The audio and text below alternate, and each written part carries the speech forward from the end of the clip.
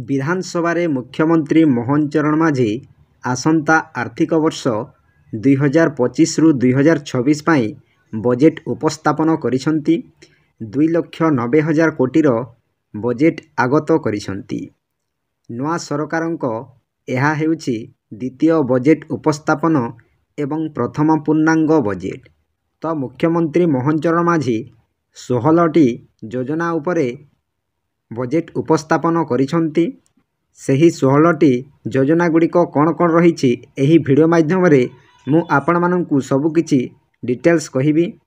तो केउ योजना उपरे केते कोटी टंकार व्ययबराद करिसंती मुख्यमंत्री मोहन चरण माझी। तो आसंतु सब किछि डिटेल्स जानिबा। सेथि मध्यरु सुभद्रा योजना रे मध्य मुख्यमंत्री मोहन चरण माझी टंका व्ययबराद करिसंती। तो एही सुभद्रा योजना रे केते कोटी टंका व्ययबराद करिसंती वीडियो माध्यम रे सब किछि डिटेल्स आपण माननकु कहिबी। एवं सुभद्रा योजना पाई आउ कोन घोषणा करिसंती ताहा मध्य वीडियो माध्यम रे सब किछि डिटेल्स कहिबी। ता पूर्वरु आपण माननकु गोटिए अनुरोध, वीडियो को गोटे लाइक करंतु। मो चैनल को प्रथमे आसीथिले गोटिए सब्सक्राइब करी ऑल नोटिफिकेशन को ऑन करंतु। फलरे एही परी हेल्पफुल नवा नवा वीडियो आपण माननको ठारे प्रथमे पहुंचीबो। तेणु डेरी न करी चलंतु वीडियो को स्टार्ट करिबा। तो आसंतु खबर कागज रे प्रकाश पाइछि मु सब किछि डिटेल्स आपण माननकु बुझाई देबी। एही खबर आज 1:14 AM रे प्रमेय न्यूज रे प्रकाश पाइछि। तो आसंतु जानिबा एही खबर कोन रहिछि। आज विधानसभा रे मुख्यमंत्री मोहन चरण माझी आसंता आर्थिक वर्ष 2025-2026 पाई बजेट उपस्थापन करिसंती। 2,90,000 कोटीर बजेट आगत करिसंती। राज्य रे बीजेपी सरकार आसीबा परे एहा हेउछि प्रथम पूर्णांग बजेट। देखंतु आज्ञा आज विधानसभा रे मुख्यमंत्री मोहन चरण माझी आसंता आर्थिक वर्ष पाई 2025 एवं 2026 पाई बजेट उपस्थापन करिसंती। तापरे 2,90,000 कोटीर बजेट आगत करिसंती। बीजेपी सरकार आसीबा परे एहा हेउछि प्रथम पूर्णांग बजेट। तापरे 2025-2026 आर्थिक वर्ष रे महिलांको सुरक्षा सुनिश्चित करिबा पई सुभद्रा योजना रे 10,145 कोटी और सुभद्रा सुरक्षा अधीन रे 153 कोटी टंका घोषणा करिसंती मुख्यमंत्री मोहन माझी। देखंतु एही आर्थिक वर्ष 2025-2026 वर्ष रे महिलांको सुरक्षा सुनिश्चित करिबा पई सुभद्रा योजना रे 10,145 कोटी और सुभद्रा सुरक्षा अधीन रे 153 कोटी टंका घोषणा करिसंती मुख्यमंत्री मोहन चरण माझी। तापरे बजेट उपस्थापन बेले मुख्यमंत्री कहिसंती आम सरकार सबु बेले महिलांकु प्राधान्य देई आसिसंती। महिला सशक्तिकरण पाई सुभद्रा योजना को सफलतार सह कार्यकारी कराइछंती। एहा ओडिशा इतिहास रो सबुठारु बड़ योजना। देखंतु आज्ञा बजेट रे उपस्थापन बेले मुख्यमंत्री कहिसंती आम सरकार सबु बेले महिलांकु प्राधान्य देई आसिसंती एवं महिला सशक्तिकरण पाई सुभद्रा योजना को सफलतार सह कार्यकारी कराइछंती। तो मुख्यमंत्री मोहन चरण माझी 16टी योजना उपरे बजेट उपस्थापन करिसंती। मु आपण माननकु गोटी गोटी करी समस्त योजना गुडी करे केते कोटी टंकार व्ययबराद करिसंती आसंतु जानिबा। 1 नंबर रे अछि अंत्योदय गृह योजना पाई 2,603 कोटी। तापरे 2 नंबर रे सुभद्रा सुरक्षा पाई 153 कोटी।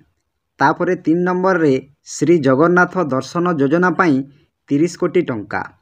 तापरे 4 नंबर रे अछि उत्तर ओडिशा विकास परिषद पाई 200 कोटी।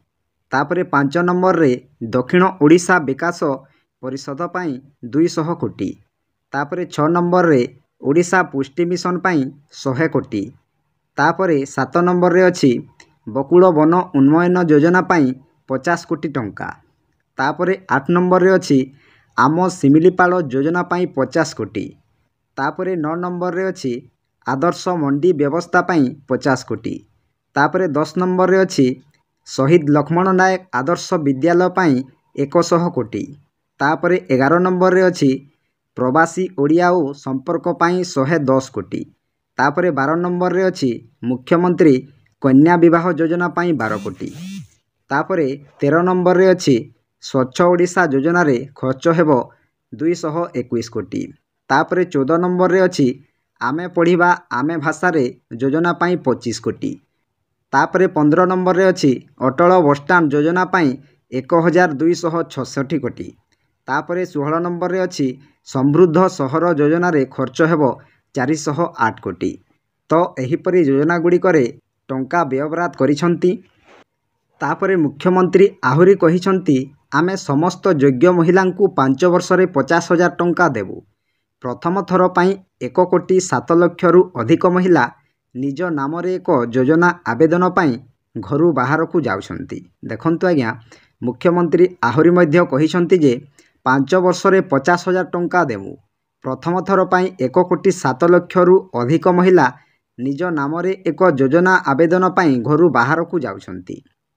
एबे सुद्धा सुभद्रार प्रथम किस्ती 98 लाख रु अधिक हिताधिकारी को 4,900 कोटी रु अधिक टंका हस्तांतर करा जायछि। एहा डिजिटल और आर्थिक क्षेत्र रे मध्य परिवर्तन आनिछि। सेहीपरि मुख्यमंत्री कन्या विवाह योजना पाई 12 कोटी, मुख्यमंत्री संपूर्ण पुष्टि योजना पाई 526 कोटी, ओडिशा पुष्टि मिशन पाई 100 कोटी, पोषण अभियान पाई 248 कोटी, ममता योजना पाई 284 कोटी और प्रधानमंत्री मातृवंदना योजना पाई 208 कोटी टंकार व्ययबराद करा जायछि।